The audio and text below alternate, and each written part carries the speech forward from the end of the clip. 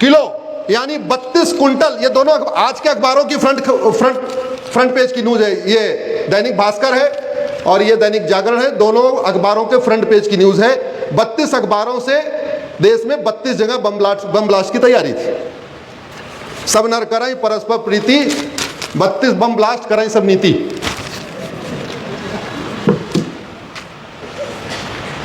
बत्तीस quintal RDX इकट्ठा हो गया,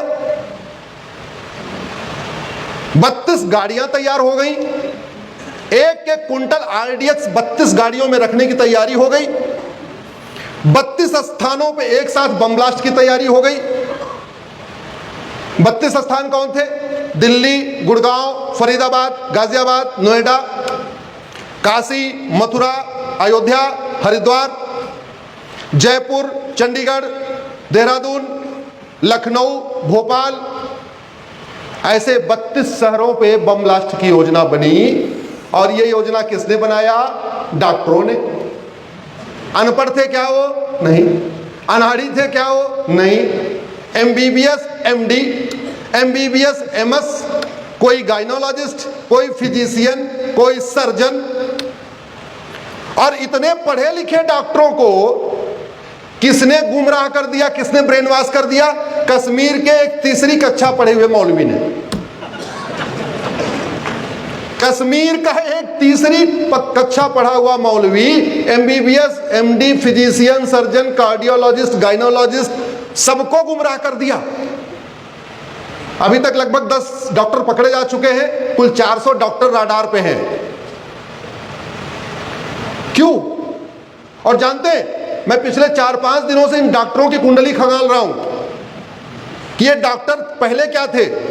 तो कोई डॉक्टर का पूर्वज जाट था, कोई डॉक्टर का पूर्वज गुर्जर था, कोई डॉक्टर का पूर्वज जुलाहा का था जो बुनकर का काम करते हैं, दलित परिवार का था, कोई यादव था, कोई कुर्मी था, कोई पटेल था, कोई केवट था, कोई नाई था, कोई धोबी था, कोई ब्राह्मण था, कोई क्षत्रिय था, कोई वैश्य था, कोई दलित था। आखिर ऐसी क्या बात है कि जब तक वो ब्राह्मण, क्षत्रिय, वैश्य, दलित, पटेल, पाटीदार, जब तक वो हिंदू है तब तक वो वसुधैव कुटुंबकम की बात सोचता है, नारी तू नारायणी की बात सोचता है, यत्र नारस्तु पूज्यते रमन्ते तत्र देवता की बात सोचता है, जन्नी जन्म भूमिश्च स्वर्गादप गरियसी की बात सोचता है, सर्वमंगल मांगल्ये शिवे सर्वार्थ साधिके सोचता है, सर्वे भवन्तु सुखिनः सर्वे सन्तु निरामया होता है। और जैसे वो कन्वर्ट हो जाता है वैसे ही वो बम ब्लास्ट करने लगता है। गड़बड़ कहां है?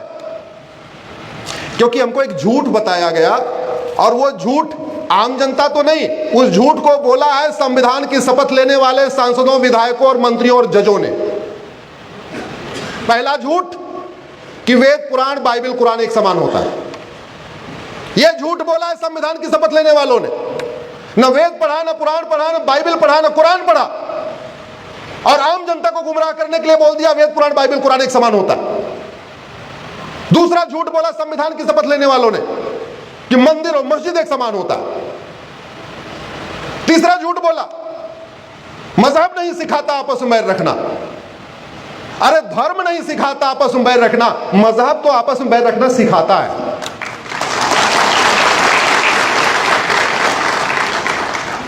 चौथा महाझूठ कि गुरुकुल, मदरसा, मिशनरी स्कूल, मॉन्टेसरी स्कूल एक समान होता है। यह सबसे बड़ा झूठ है। लेकिन इस झूठ को इतने दिन से बोलते आ रहे। संविधान की शपथ ले रहे हैं, संविधान की शपथ लेके वेतन भत्ता, गाड़ी बंगला ले रहे हैं, free air ticket, free rail ticket, आजीवन पेंशन ले रहे हैं, सब कुछ ले रहे हैं हमारे आपके टैक्स के पैसे से। और आपको झूठ बोल बोल के गुमराह किया जाता है कि गुरुकुल, मदरसा एक समान होता है।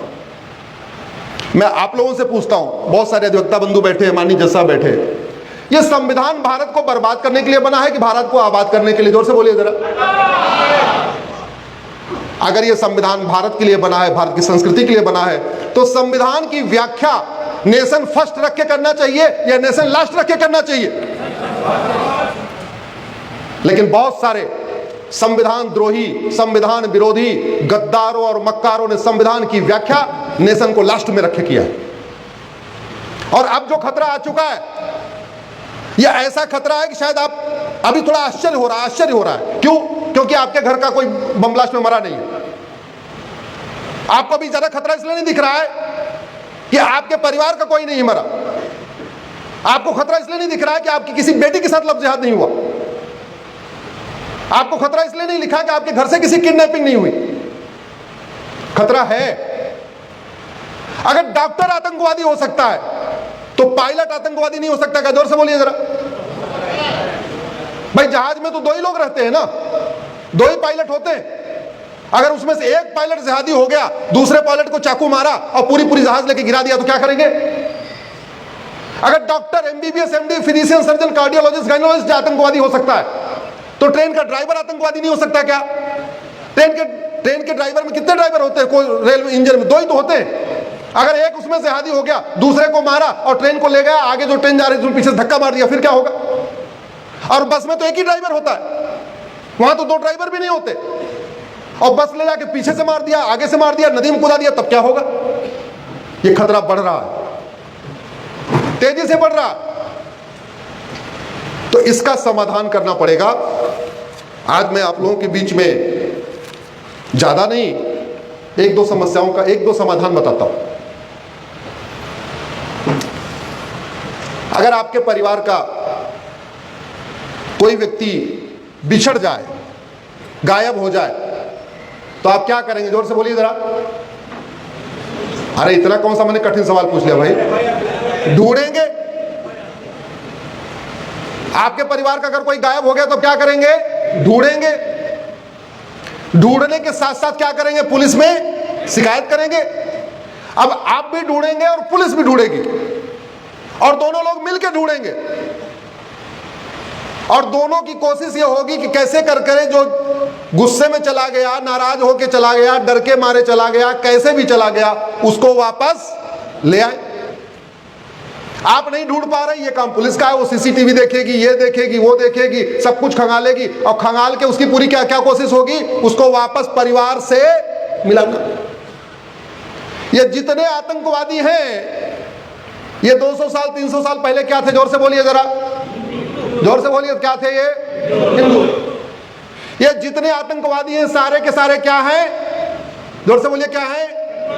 कन्वर्टेड हिंदू। लगता है हमारा वीडियो सुनते रहते हैं, ताली बजाइए उनके लिए।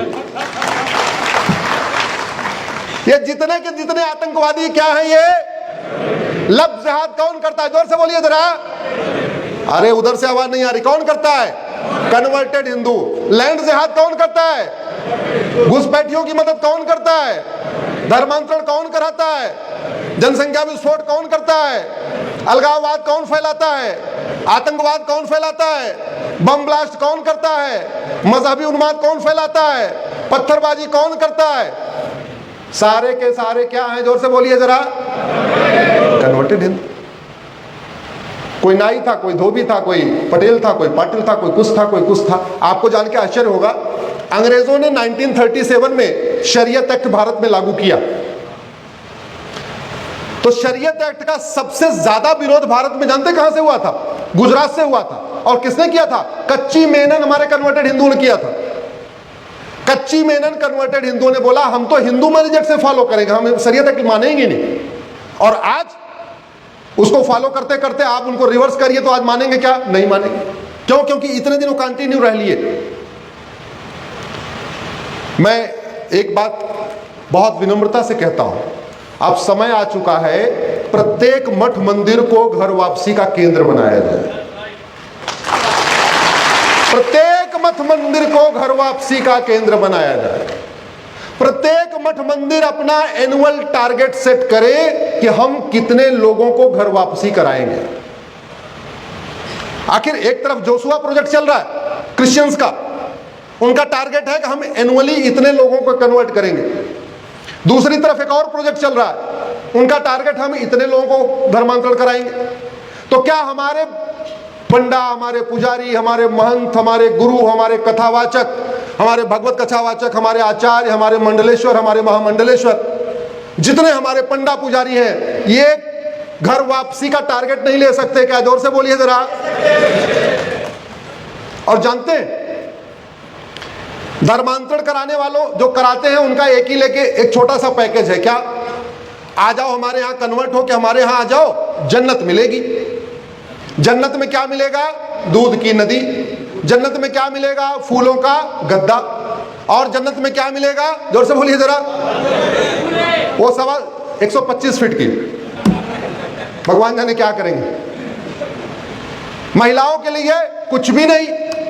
मुझे समझ में नहीं आ रहा है हमारे प्रत्येक मठ मंदिर से आवाज क्यों नहीं उठ रही है, आ जाओ घर वापसी करो। घर वापसी से 3 तलाक बंद होगा, घर वापसी से हलाला बंद होगा, घर वापसी से मुता बंद होगा, घर वापसी से मिस्यार बंद होगा, घर वापसी से तहर्रुस बंद होगा, घर वापसी से तलाके हसन बंद होगा, घर वापसी से तलाके एहसन बंद होगा, घर वापसी से तलाके बाइन बंद होगा, घर वापसी से तलाके किनाया बंद होगा, घर वापसी से तुम्हारा बुर्का खत्म होगा, घर वापसी से तुम्हें पूरी आजादी मिलेगी, घर वापसी से सोचने की आजादी, घर वापसी से बोलने की आजादी, घर वापसी के बाद लिखने की आजादी, घर वापसी के बाद वस्त्र की आजादी, घर वापसी के बाद वेशभूषा की आजादी, घर वापसी के बाद मेकअप की आजादी, घर वापसी के बाद खाने की आजादी, घर वापसी के बाद रहने की आजादी, घर वापसी के बाद सम्मान की आजादी, घर वापसी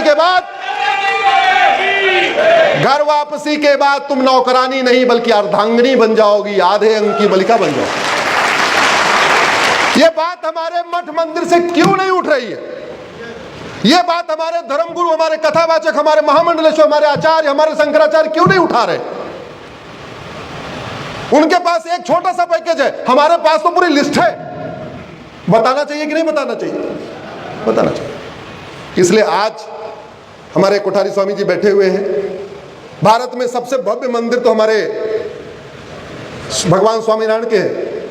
महाराज जी एनुअल टारगेट सेट करिए, एनुअल टारगेट सेट करिए, और एक बार बहन बेटियों को पता चला इतना अच्छा पैकेज है, फिर तो अपने घर वालों को डंडे मार मार के ले आएंगे। उनको आजादी की जरूरत है, उनको स्वतंत्रता की जरूरत है। किसको नहीं चाहता भाई मैं अपने तरीके से जीवन रह सकूं? हर व्यक्ति स्वतंत्र होकर रहना चाहता है, कोई गुलाम होकर नहीं मरना चाहता। इसलिए पहली आवश्यकता यह है कि अगर हम चाहते हैं सब नर करें परस्पर प्रीति, चलें स्वधर्म सुरत नीति, हमें अपने प्रत्येक मठ मंदिर को घर वापसी का केंद्र बनाना पड़ेगा। अब आप सोच रहे होंगे कि मैं तो सुप्रीम कोर्ट का व्यक्ति हूं, ये घर वापसी की बात क्यों कर रहा हूं? तो ये घर वापसी में संवैधानिक बात कर रहा हूं। भारत का संविधान धर्मांतरण की परमिशन नहीं देता। भारत का संविधान का आर्टिकल 25 फ्रीडम ऑफ रिलीजन देता है। आर्टिकल 25 पढ़िए, freedom of religion subject to public order, health and morality. Bharat का संविधान मजहब की बहुत आंशिक स्वतंत्रता देता है। भारत का संविधान रिलीजन की बहुत पार्शियल, बहुत थोड़ी सी स्वतंत्रता देता है। और जिस स्वतंत्रता देते समय भी 3 कंडीशन लगा दिया कि मजहब को फॉलो करते समय कोई ऐसा काम नहीं करोगे जिससे पब्लिक ऑर्डर डिस्टर्ब हो जाए, मजहब को फॉलो करते समय कोई ऐसा नहीं काम करोगे जिससे किसी की हेल्थ खराब हो जाए, और मजहब को फॉलो करते समय कोई ऐसा नहीं काम करोगे जो मोरालिटी के खिलाफ हो, इमोरल हो। ये बताइए धर्मांतरण कराना इमोरल है कि नहीं? जोर से बोलिए जरा।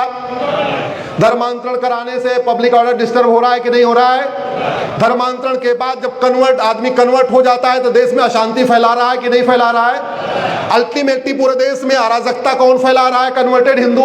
आतंकवाद कौन? कन्वर्टेड हिंदू। जिहाद कौन? कन्वर्टेड हिंदू। मजहबी उन्माद कौन? कन्वर्टेड हिंदू। पत्थरबाजी कौन? कन्वर्टेड हिंदू। तो भारत का संविधान धर्मांतरण स्वतंत्रता देता ही नहीं है। हाँ, भारत का संविधान कहता है भारत की संस्कृति को मजबूत करो, भारत की परंपरा को मजबूत करो, भारत के ज्ञान विज्ञान को मजबूत करो, इक्वलिटी सबको मिलनी चाहिए, लिबर्टी सबको प्रियम्बल पढ़िए, liberty of thought, liberty of belief, liberty of faith, liberty of worship. ये जितनी लिबर्टी दी हुई है ये धर्म में है कि मजहब में है? जोर से बोलिए जरा। धर्म में है। इसका मतलब घर वापसी कराने से संविधान मजबूत होगा, घर वापसी कराने से बाबा साहब अंबेडकर का सपना साकार होगा, घर वापसी कराने से गुरु गोलवलकर जी का सपना साकार होगा, घर वापसी कराने से वीर सावरकर जी का सपना साकार होगा, घर वापसी कराने से सरदार पटेल का सपना साकार होगा। इसलिए हम सब लोगों को मिलके घर वापसी अभियान शुरू करना चाहिए। और घर वापसी अभियान केवल मठ मंदिर से क्यों? ये जितने बिजनेसमैन हैं जो अपने घर में अपने यहाँ काम देते हैं लोगों को, वो घर वापसी क्यों नहीं करा रहे?